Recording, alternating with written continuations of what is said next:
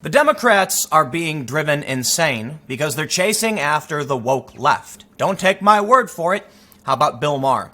In a recent segment, he said to Dems, get out of Wokeville and go where the votes are. Because Democrats are so obsessed with woke politics, but most Americans don't actually care about that. They're on Twitter hearing insane nonsense, and then they're actually acting as though those people represent America. And it results in some pretty strange incidents. This is the video I had published on my second channel just before this segment. A woman was arrested for throwing a drink at Congressman Matt Gaetz. But as it turns out, she was actually a Democratic congressional candidate. Let me clarify this. According to Sunshine State News, March 21st, 2016, they say Amanda Kondratyev, who works in technology and is backing U.S. Senator Bernie Sanders for president, is running on the Democratic side.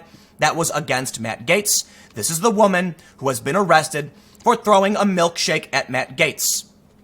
So I want to go over this. I want to talk about the Democrats being driven insane. I want to talk about how Twitter is making the left go crazy, at least the political left. And then ultimately, I don't know what's happened to the Democrats. And I got a bunch of examples of even presidential candidates getting woke. And I'm going to say it, although it's not monetary, the Democrats are getting woke and going broke. And what better example than a former Democratic congressional candidate getting arrested on battery charges because after she loses several years later, she throws a drink, presumably a milkshake, at the person she lost to. Now, before we get started, go to timcast.com/donate if you'd like to support my work. There are multiple options for donating: PayPal, cryptocurrency, physical address, of course. Liking and commenting on the video is the best thing you can do. The engagement really helps. Share the video if you like it. Subscribe if you haven't already. And we'll start with this. Just to quickly go over this story, I think I kind of told you already, but as Matt Gaetz was leaving the Brouhaha restaurant, this woman is accused of throwing a drink at him. Police believe she threw the drink and she is being charged with battery. I'll just quickly show you the video clip for those that are listening. You'll be able to see it, but I'll describe it. He's walking out and it looks like it's thrown over his shoulder and it hits his arm and then falls forward. Very, very simple. So I don't want to act like, every single Democrat has gone insane. Tulsi Gabbard, for instance, has denounced identity politics in an interview with Michael Tracy, a journalist. She said it's divisive. She's also defended free speech, as has Andrew Yang. So, full disclosure, those are the two candidates that I ended up supporting. But we have this. I want to go over this. Bill Maher. He says, I know more about what 2020 Dems have apologized for than where they stand on the issues. Democrats are embracing, or at least they're trying to skirt identity politics to try and maintain, a kind of cohesive message between moderate Democrats and the far left, but that's impossible. The far left and moderate Democrats are so far apart, it makes no sense. So yes, I am supporting two Democrats. I think Bill Maher is hilarious, and he brings up a very, very important point. The Democrats are not going where the votes are. In the story from Real Clear Politics, they say, Bill Maher used the New Rules monologue portion of his HBO program Real Time to coach up 2020 Democratic presidential candidates on how to win. On the Friday broadcast of his show, Maher encouraged Democrats to embrace Fox News and stand up and not give in to the woke Twitter crowd. He also replayed previous advice he has given Democrats that would have paid off, such as appearing on Fox News Channel and comments a candidate could say to bash Trump. He said, I know more about what Democratic candidates have apologized for than to know their stance on issues. I completely agree. The entire base is completely fractured. And Bill Maher is right. Get out of Wokeville and start talking about actual plans for the country. That's why I like Tulsi and Yang. Tulsi, very, very anti-war, very important issue for me, and she's staunchly and principled and pro-free speech, anti-big tech censorship, etc. Andrew Yang, he hasn't really, I haven't heard his position on a lot of the war stuff, but he's talking about automation, technology. He's defended free speech. And so these are principles I can agree with. But what is Joe Biden talking about? Well, this story from March, Joe Biden criticizes white man's culture. Great. Thank you, Joe. I have no idea what that means, nor does it speak to me at all. And I'm not even technically a white man. I am part of the smallest minority in the country, and I have no idea what this means or why I should care. Is the economy going to do well? Or are you going to fix the border crisis? We've got record number of illegal immigrant families and migrants coming through the border, and something needs to be done about it. Thank you for telling me that you have a problem with white man's culture. Literally means nothing to me. We also have Eric Swalwell, who I believe is polling at 0% anyway. Just in the past few days, This is a story from Washington Examiner. Eric Swalwell faces backlash for admitting to being another white guy. I don't know what that means or why I should care. The story says presidential candidate Eric Swalwell posted a portion of an interview with Vice News that raised a lot of eyebrows. Sharing the clip, Swalwell said he knows he's another white guy, but he knows how to let others speak. Well, a white guy who doesn't see other identities or understand other experiences should not be president. I do, the California Democrat said. And where there would be gaps in my knowledge or my experience, I will pass the mic to people who do have that experience. Swalwell also said he promised to ask a woman to serve as his vice president should he win the nomination. That to me is actually a negative. I don't care who you pick. Give me a good reason why you picked a woman, right? Or I should say, give me a good reason why you picked the candidate, and a woman isn't one of those things. Bill Maher brings these things up, and he says, I was actually rather shocked in the segment when Bill Maher said, he said something like, it's great that you're gender fluid, but to regular Americans, that just means something that happens when you have a wet dream. And the audience laughed. And that said something to me.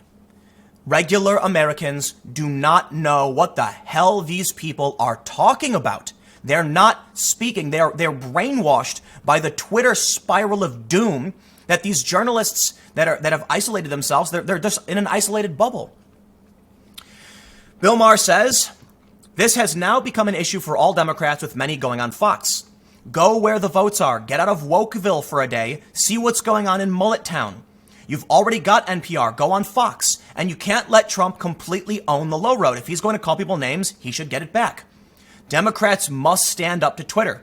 Catering to one contrived outrage after another makes us look weak.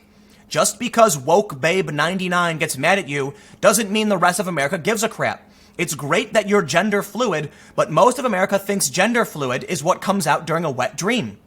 That was an impressive joke, and I don't mean positive or negative, but surprising that Bill Maher is pushing back on the woke Twitterati types. Most people on the left are bowing to it, not Bill Maher, which is interesting, and he's repeatedly called out social justice warriors in the past. Stop apologizing for everything, Maher demanded. I know more about, we read that millions of times.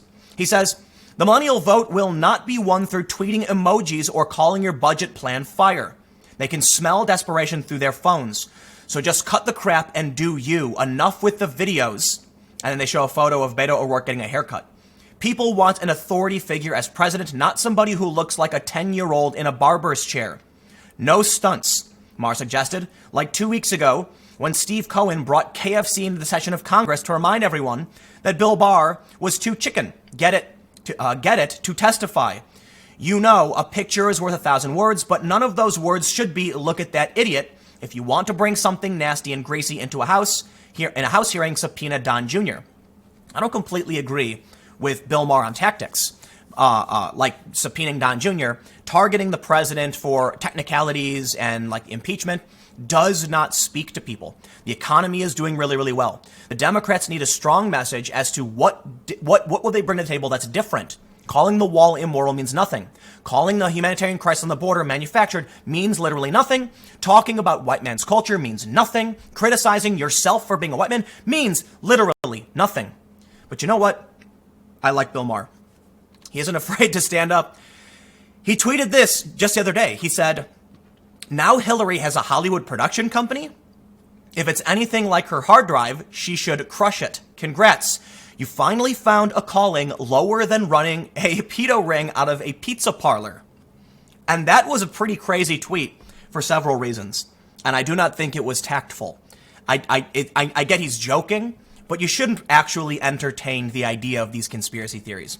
But I bring this up not to target and criticize Bill Maher for the contents, but to actually show that there is principled opposition within the Democratic side to what the woke, crazy people are doing. They've, in my opinion, they've gone off the rails, and very few people are willing to stand up to this. In fact, what do we see from media? They embrace it. Recently, there's been big news. It was the first video I made on my second channel today, but the news is so big I have to highlight it. The Daily Beast doxed a guy, publishing his name, where he works, or what he does for a living, I should say, his photograph, because he uploaded, allegedly, a silly video to the internet. A video of Nancy Pelosi. He claims, or at least, we're still working out the details, but it seems as though There's someone who is saying they're the guy. I don't want to act like we have this guy on record because it's a Twitter account. But this account is saying he never said that, he never made money, and he never he didn't make the video, nor did he post it. He was just an admin on some page, and they're accusing him accusing him of all these things, and people are actually coming in now and defending it, and it's the craziest thing. Glenn Greenwald said, drag an African-American day laborer into the spotlight and try to ruin his life because he made a trivial video about Nancy Pelosi. The only worst part is how you're celebrating yourselves like you did something brave and important, nauseating. Now, there's a reason why I'm rehashing this. I want to talk to you about how I am talking to you about how the left is repeatedly embracing unhinged, just completely unhinged ideas. Now, some people say these are edge cases. I disagree. Matt Gaetz getting hit with a milkshake isn't an edge case. It's literally a congressman leaving an event and getting attacked and someone getting arrested and charged with battery. Bill Maher going on TV and warning the Democrats about what they're doing is not an edge case. It's happening on prime time HBO political commentary shows. Okay? And what happens after these media people dox a dude simply because he posted something about Nancy Pelosi? I kid you not, we see this thread. This is from an investigative journalist, Lindsay Bearstein, who's worked with Rewire, I'm not entirely sure where. She's got 13,000 followers. She said in response to Glenn Greenwald, spare me the crocodile tears. The guy got caught spreading disinformation and apparently kept lying about it even when confronted. He deserves to be exposed. Whether or not the guy actually did it is not the point of why I'm highlighting this. It's what comes next. She says, this fake video dominated the news cycle for over a day. It wasn't satire, it was deliberate disinformation. That's her opinion. I can respect that. Glenn harping on the guy's day job leaves bad taste in my mouth. The guy edits a profitable and nationally influential disinfo site. If he read as middle class, he'd simply be a successful content creator regardless of his day job. All of those, absolutely fine and acceptable opinions. Except what comes next. In response to this thread, Lori Freshwater, who I don't know who this is, another investigative journalist and a CUNY, a J School alumnus, said, there's also zero chance he's not coordinating with people in the government because the Pelosi day was so obviously coordinated, to which the other journalist responded, excellent point. I'm not going to act like these are the most important journalists in the world, but one individual with 13,200 followers and the other with 4,600 alleging that this guy who allegedly posted the video of Nancy Pelosi is somehow secretly working with the government to coordinate shows you how unhinged things are getting. And Bill Maher is right. Get the hell off Twitter. Now, fortunately, I feel like I can see this and it's obvious. Are you nuts? Do you really think some dude in the Bronx who's a forklift operator is working with government people to make a silly meme video? You can't make these things go viral. They just went, well, you kind of can. But this is a dude who allegedly maybe didn't even upload this video. And they're accusing him of having done it.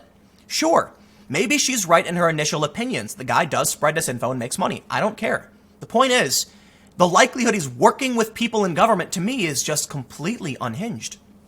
Where we are now is that the supposed neutral journalists are pushing fringe conspiracy theory. They're doxing private citizens because they're Trump supporters. They throw all of their alleged principles out the window. I say alleged because I don't see how they can be progressive intersectional feminists when they target a day laborer, a day worker who happens to be African American. But we can see where it really goes. Don Lemon's upset. He's upset because the New York Times doesn't want their journalists appearing on his show. Why? Because he's too partisan. It's another story I covered in the past few days. But Don Lemon responded, saying it's extremely short-sighted if the New York Times will bar their reporters from his show. You know, I actually agree with Don Lemon on this issue. The New York Times absolutely should not be barring their reporters from appearing on his show. But I also can't blame the New York Times for doing this. They've gone off the rails. Now, there's certainly an argument to be made that the Republicans have changed and that Trump's priorities are very different from the Republican priorities are. I'm fine with that. But you can't deny that CNN and MSNBC have gone so far off the rails chasing after Russiagate nonsense. And now even the New York Times is saying steer clear. You can't deny that they've done something crazy. They've gone crazy. Not every Democrat.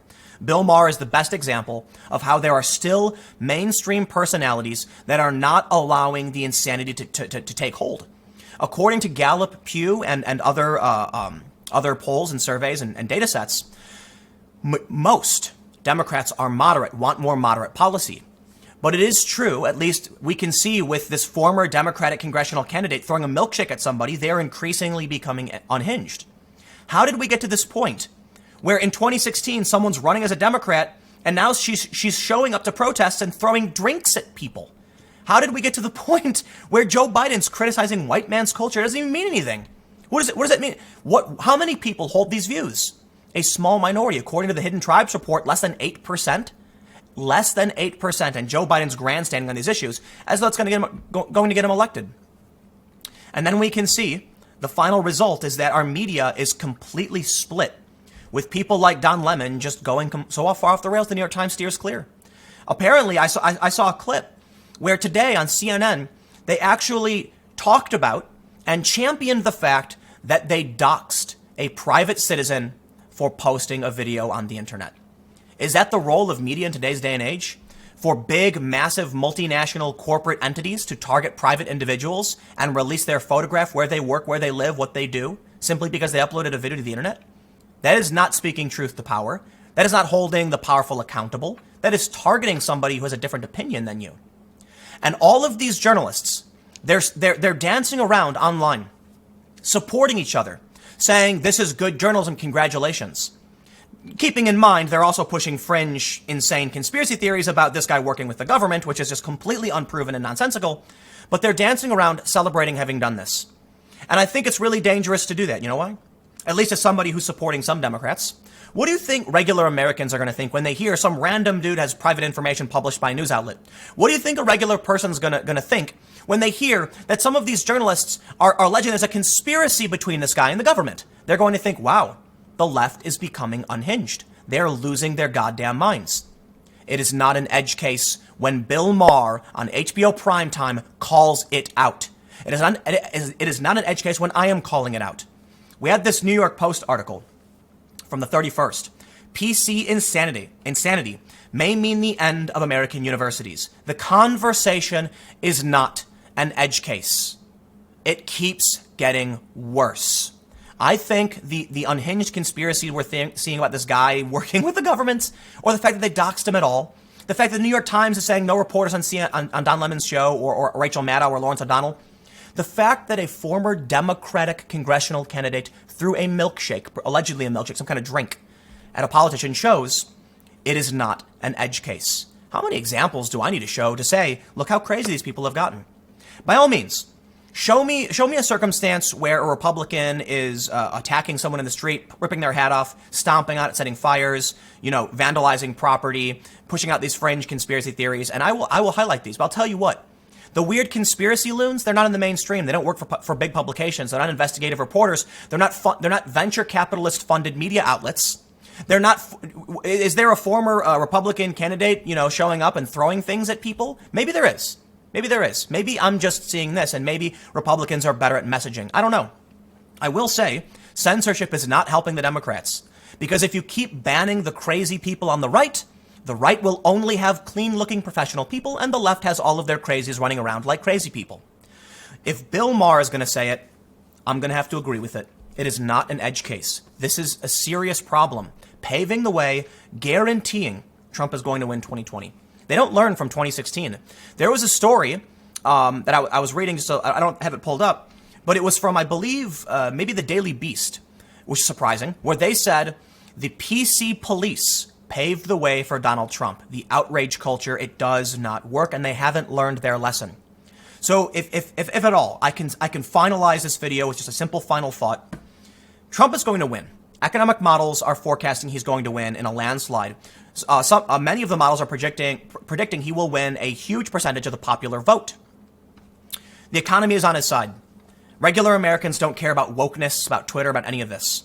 They're actually put off by it.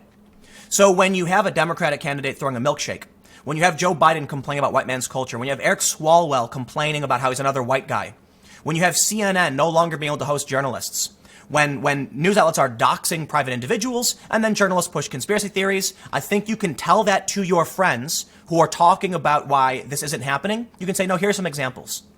Let me know what you think in the comments below. Keep the conversation going. You can follow me on Minds at Timcast. Stay tuned. I will have more videos coming up on my second channel, youtube.com/TimcastNews, starting at 6 p.m. For those listening on the podcast, I do have the order in different, the segments are in different order. But thanks for hanging out, and I will see you all in the next segment.